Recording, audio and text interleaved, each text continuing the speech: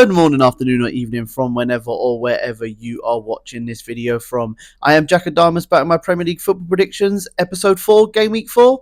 Let's get straight into it. We start game week 4 with the 12:30 kickoff on Saturday, which sees Arsenal hosting Nottingham Forest. Arsenal did lose the first title clash of the season just before the international break, but in the bigger picture of things, it won't affect them too much as there is still 35 games to go this season, but they do need to bounce back and get back to winning ways as soon as possible. We all saw it coming, but the extremely unfair dismissal of Nuno Espirito Santo was confirmed on Tuesday, and now former Spurs manager Ange Postecoglou will be in the dugout for Nottingham Forest coming into this one, but he couldn't have been brought in on a harder game on paper. Arsenal will be big favourites coming into this one, but they haven't managed to win 3 consecutive home matches since August 2024, but I think that will change this time round as I reckon they will get the 3 points with a 2-0 win. And to start with the 3 o'clock kickoffs, we travel to Bournemouth where we have Bournemouth hosting Brighton. Bournemouth come into this game off a solid 1-0 victory over Tottenham last time out before the international break, and now they will be looking to win their 3rd consecutive game in the Premier League since December 2024. Brighton will be tricky customers coming into this one though, and they will be high on confidence as they came from behind to beat Man City last time out in their match, which was their first win of the season.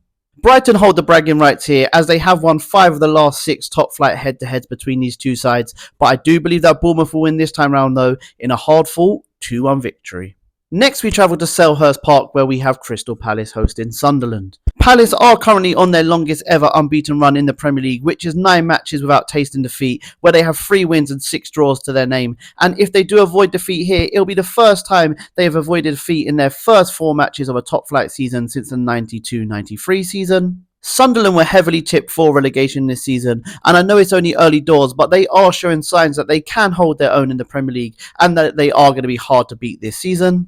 Palace don't have the best head-to-head record against Sunderland as they've only won 2 of the last 7 matches played between these two sides. I think it will be 3 as the magic number though come full time as I can see Palace winning here in a 2-0 win.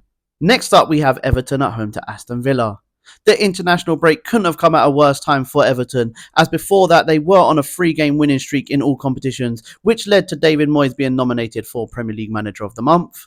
Marco Bizot. All I have to say about Aston Villa is Marco Bizot.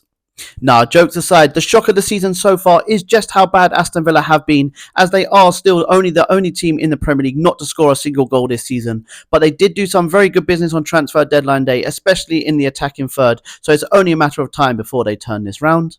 If Everton do get the victory here, they will be only the 3rd team in Premier League history to win their first 2 games of their new stadium. I don't think that will be the case. I think the honours will be shared here in a high-scoring 2-2 draw.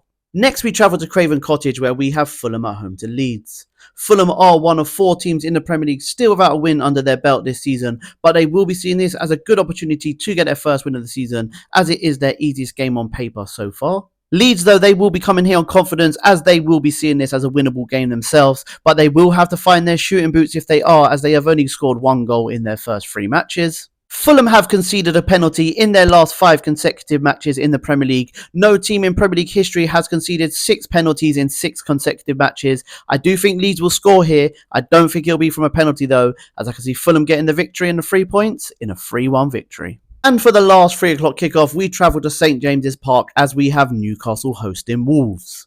Another 2 winless teams face each other here, so will someone's O go in a good sense this time? And after the Isak saga has now finished, Newcastle can now kick on in this new era with Wissa leading the line. Wolves are the only team yet to pick up a point so far this season, and they need to pick up some points soon as we know how cruel the Premier League can be and how important consistency and momentum can be in this league. So if they don't want to be in that relegation scrap, they need to get some points on the board as soon as possible.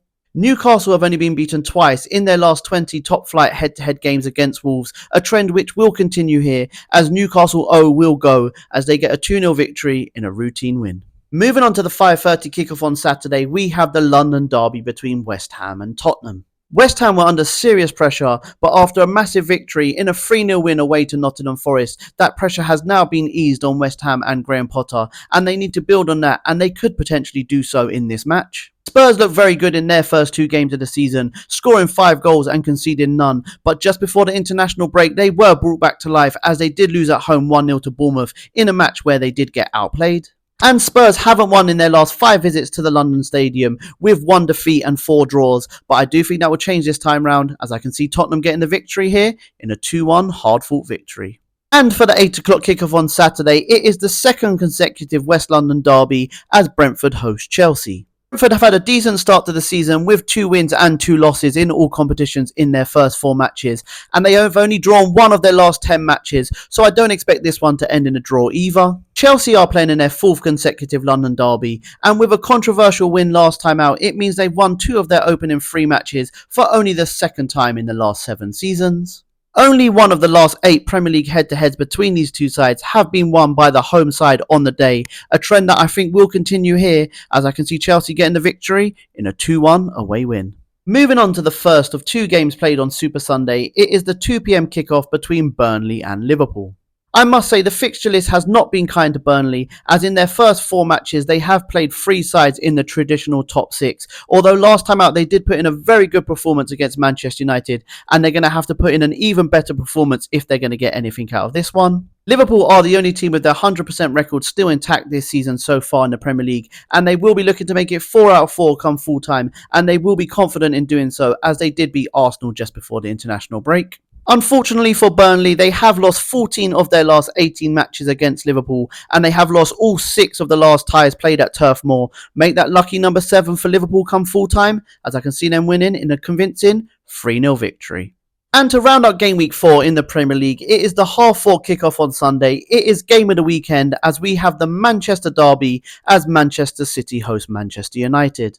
City don't come into this game on the greatest run of form, as they have lost 2 of their first 3 Premier League matches for the first time since the 2004-2005 season, and if they taste defeat again here, it'll be the first time they've lost 3 of their first 4 opening matches for the first time since the 95-96 season. In that season they did go on to get relegated. Manchester United did bounce back, and with no win in their first 3 matches in all competitions, they got a much needed victory against Burnley last time out, and they now find themselves above Man City in the table, which was only the 8th league victory out of 30 games they've played under Ruben Amorim. Manchester City have won 5 of the last 8 head-to-heads between these 2 sides, but they are winless in the last 4 competitive head-to-heads between the 2 sides. I do think they'll stop that this time round. I can see this being a high-scoring game, and I can see City getting the better of United in a 3-2 victory. Thank you very much if you are still here at the end of my video. I really do appreciate the continued love and support I get from you guys. Please do continue to like, share, follow, but most importantly, subscribe to the YouTube channel. Have a good weekend, guys. And remember, if you don't shoot, you can't score. Bye, guys. Have a good weekend.